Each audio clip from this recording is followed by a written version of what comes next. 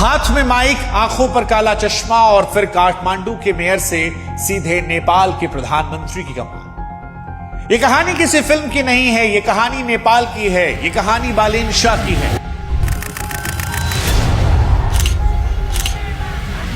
Balendra Shah, popularly known as Balen Shah, is on the course of a stunning national victory. वो 35 साल का लड़का जो कुछ साल पहले दिन में इंजीनियरिंग के नक्शे बनाता था, रात में स्टेज पर रैप गाता था, फिर जनता ने उसे काठमांडू का मेयर बनाया और अब जिनजी के साथ मिलकर वो नेपाल का प्रधानमंत्री बनने वाला है। बालेन शाह ने नेपाल में वो सियासी जलजला लाया है जिसने दिल्ली से लेकर बीजिंग और वॉशिंगटन तक के होश उड़ा दिए, क्योंकि वो नेपाल जिसकी पॉलिटिक्स एक जुरासिक पार्क की तरह बन गई थी, जहां दशकों से वही पुराने और भारी भरकम सियासी डायनासोर उलट पुलट कर हुकूमत कर रहे थे, वहां इस 35 साल के लड़के ने उनके सबसे मजबूत किलों को ढहा दिया।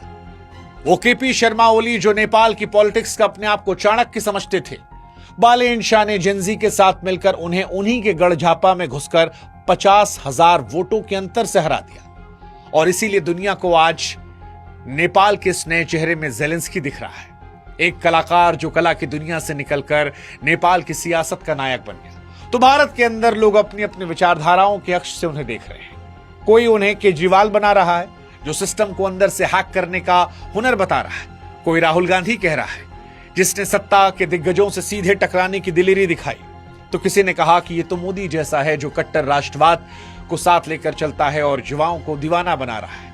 कुछ और आगे बढ़े, कहा ये तो नेपाल के योगी हैं क्योंकि इन्होंने भी बुलडोजर चलवाया था भूमाफियाओं पर। लेकिन कुल मिलाकर कहानी बालेन शाह की बड़ी दिलचस्प है और इसीलिए आज इस कहानी में हम आपको बताएंगे कैसे बालेन शाह ने नेपाल के इन सियासी डायनासोरों का युग हमेशा के लिए खत्म किया, कैसे इनका इंडिया कर्नाटक से कनेक्शन है। सवाल यह भी कि बालेन शाह का नेपाल का प्रधानमंत्री बनना क्या भारत के लिए गेम चेंजर होगा या टेंशन, क्या ये प्रो इंडिया होंगे या एंटी इंडिया, और कैसे बालेन शाह के प्रधानमंत्री बनने से बीजिंग और चाइना जो है वो परेशान है। ये सारी कहानी आज हम आपको बताएंगे, लेकिन इस कहानी की शुरुआत करें उससे पहले नेपाल की जनता को बहुत बहुत बधाई, नेपाल में हमारे प्रशंसकों को बधाई। सवाल जवाब का सिलसिला शुरू करें उससे पहले हम चाहते हैं कि आप हमारे व्हाट्सएप चैनल से जरूर जुड़ें ताकि हमारा आपका रिश्ता और मजबूत हो। लिंक हमने डिस्क्रिप्शन में दे रखा है, कमेंट सेक्शन में दे रखा है। उम्मीद करते हैं कि जैसे हम नेपाल का साथ देते हैं, नेपाल और भारत के लोग हमारा साथ देंगे और बड़ी संख्या में व्हाट्सएप से जुड़ेंगे। अब सवाल पहला, क्या बालेन शाह की जीत जो है वो उन 77 युवाओं के बलिदान और उनके पुराने रैप की जीत है? देखिए, बालेन शाह की ये जीत केवल चुनावी आंकड़ों का खेल नहीं है, ये नेपाल की उन गलियों का दर्द है जहां युवाओं ने एक बेहतर भविष्य का सपना देखा था। सितंबर 2025 में नेपाल की जिनजी क्रांति सभी को याद है। सड़कों पर हजारों लाखों युवा उतरे थे, गोलियां चली थी, 77 बेगुनाहों की मौत हुई थी। बालेन शाह ने उस समय महलों में बैठने के बजाय सड़कों पर इन युवाओं का हाथ थामा था, उनकी आवाज बने थे। हालांकि बालेन शाह की शुरुआत यहीं से नहीं हुई थी, इससे पहले भी सालों पहले बालेन शाह अपने रैप के जरिए अपनी पकड़ युवाओं में बना रहे थे, क्योंकि उनके गाने केवल संगीत नहीं थे, वो नेपाल के सड़े हुए सिस्टम के खिलाफ एक वैचारिक युद्ध थे, जहां पुरानी पार्टियां लाउडस्पीकर रैलियों पर करोड़ों रुपए बहा रही थी। बालेन एक डिजिटल वॉर रूम के जरिए सीधे युवाओं के मोबाइल स्क्रीन पर जा रहे थे, और अब जब उनकी जीत हुई है, वो प्रधानमंत्री बनने वाले हैं, तो ये उन 77 शहीदों को एक सच्ची श्रद्धांजलि है और नेपाल के उस डिजिटल युवा का जवाब जिसने सिस्टम की सफाई रखने की कसम खाई थी। लेकिन यहां पर सवाल दिलचस्प यह है कि बालेन शाह है कौन? वो ज़ेलेंस्की है, मोदी है, केजरीवाल है, योगी है? देखिए, वो कहावत है ना कि जिसकी जैसी नीयत उसने प्रभु को देखा वैसे। सियासत में भी यही होता है। नेपाल की सियासत में क्योंकि केपी शर्मा ओली एक कद्दावर नेता थे, उन्हें अपने घर में हराना लगभग नामुमकिन था। वो खुद को चाणक्य समझते थे, चाइना का पूरा सपोर्ट था, अंधा पैसा उनके पास था। लेकिन बालेन शाह ने उन्हीं के सबसे मजबूत किले झापा में करीब 50,000 वोटों के भारी अंतर से उन्हें हराकर यह साबित किया कि जब जनता बदलाव का मन बनाती है तो बड़े से बड़ा सियासी स्तंभ ढह जाता है। बालेन की इस कार्यशैली ने दुनिया को ज़ेलेंस्की के तौर पर याद दिलाया, जो कलाकार से राजनेता बने। हालांकि भारत में जैसा कि हमने पहले ही बताया, कोई अरविंद केजरीवाल कह रहा है कि जिसने सिस्टम के अंदर हैक कर लिया, कोई मोदी कह रहा है कि नेपाल के युवाओं में राष्ट्रीयता की भावना जगाई, कोई उन्हें नेपाल का योगी कह रहा है क्योंकि काठमांडू के मेयर के तौर पर बुलडोजर का शासन जो था वो जबरदस्त चला था, तो कोई राहुल गांधी जैसी निडरता उनकी में देख रहा है। कुल मिलाकर कहें तो उनकी इस कड़क छवि और बेखौफ अंदाज ने भूमाफियाओं के पसीने छुड़ा दिए और आम जनता को फिलहाल ये उम्मीद दी है कि अब उनकी पहुंच सिस्टम तक है। अब सिस्टम केवल पैसों का नहीं है, अब केवल राजा का बेटा राजा नहीं बनेगा, जो जनता का बेटा होगा वो राजा बन जाएगा। हालांकि इसने चाइना को झटका दे दिया है। हाँ, बालेन शाह के प्रधानमंत्री बनने से क्या चाइना को झटका लेगा, ये बड़ा महत्वपूर्ण सवाल है। बालेन शाह के इस उदय ने केवल काठमांडू की गलियों में नहीं बल्कि बीजिंग के गलियारों में भी खलबली मचाई है, क्योंकि केपी शर्मा ओली को हमेशा से चीन का बहुत भरोसेमंद माना गया। चीन ने ओली कार्यकाल में नेपाल में भारी निवेश किया और उन्हें एक प्रो चाइना ढाल की तरह इस्तेमाल किया, लेकिन बालेन शाह की जीत ने चीन के उन तमाम समीकरणों को एक झटके में बिगाड़ दिया। बीजिंग के लिए बालेन एक ऐसी पहेली है जिन्हें सुलझाना नामुमकिन लग रहा है। बालेन चीन बनाम भारत के पुराने खेल में फंसने के बजाय नेपाल फर्स्ट की बात करते हैं।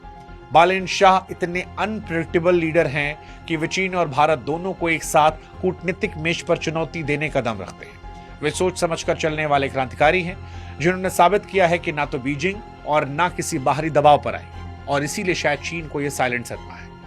यह इस बात का सबूत है कि हिमालय की गोद में अब एक ऐसा नेता निकला है जो कम से कम दिख रहा है कि अपनी शर्तों पर नेपाल के हित को लेकर दुनिया से बात करना चाहता है।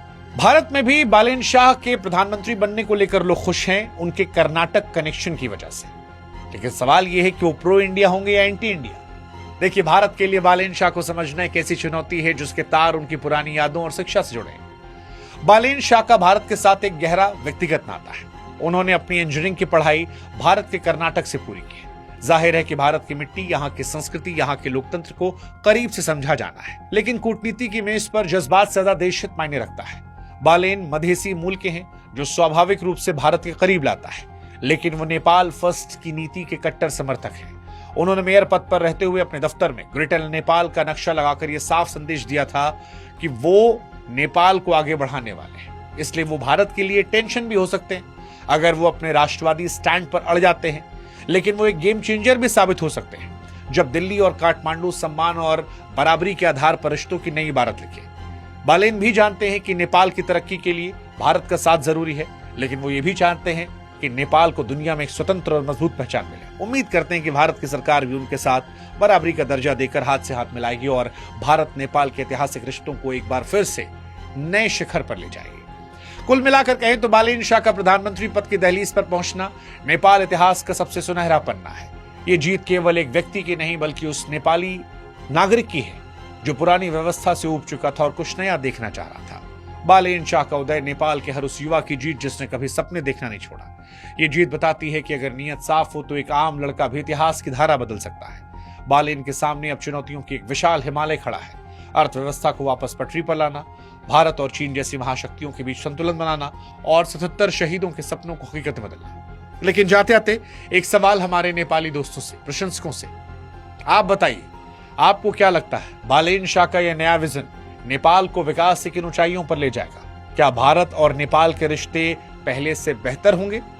हम और आप अपने ऐतिहासिक रिश्तों को रिलिव करेंगे? कमेंट सेक्शन में लिखिएगा। और साथ ही ये बताइए, क्या बालेन शाह साहब का इंटरव्यू लेने हम नेपाल आए? कौन कौन हमें चाय पिलवाएगा, दर्शन करवाएगा? कमेंट सेक्शन में बताइएगा। अगर आप के जवाब दिल जीतने वाले रहे तो नेपाल आने का विचार हम भी बढ़ाएंगे। बालेन शाह से लेकर पशुपतिनाथ तक के दर्शन करने आएंगे। जय भारत, जय नेपाल, जय पशुपतिनाथ।